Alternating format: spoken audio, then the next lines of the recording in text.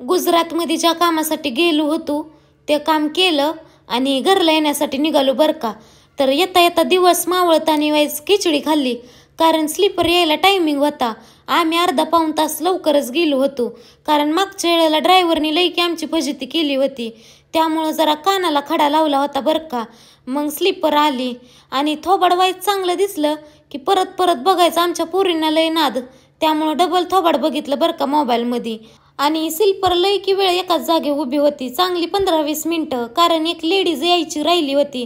नाहीतर कालचा ड्रायव्हर त्याने आम्हाला फक्त 5 मिनिटासाठी अर्धा पाऊण तास पळावलं बरं का. लईच रगील होता ह्यो ड्रायव्हर, लई गोड होता बरं का. त्यानंतर मग बघा आम्ही पुण्यामध्ये पोचलो. पुण्यामध्ये पोचल्यानंतर मग आम्ही कारभाऱ्यांच्या एका मित्राच्या घरी गेलो होतो बरं का. तिथंच आंघोळी पांघोळी केल्या आणि जरा नटापट्टा पण केला.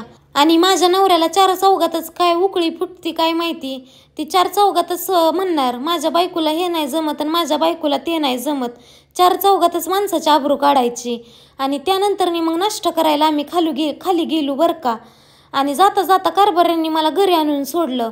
आणि कारभारी बघा आमचं गोव्याला गेलं बरं का, मला एकटीला सोडून. लय टाळकं हल्लं होतं, पण आता पोरा ठोरात काय बोलणार आहे, मित्र होतं सोबत.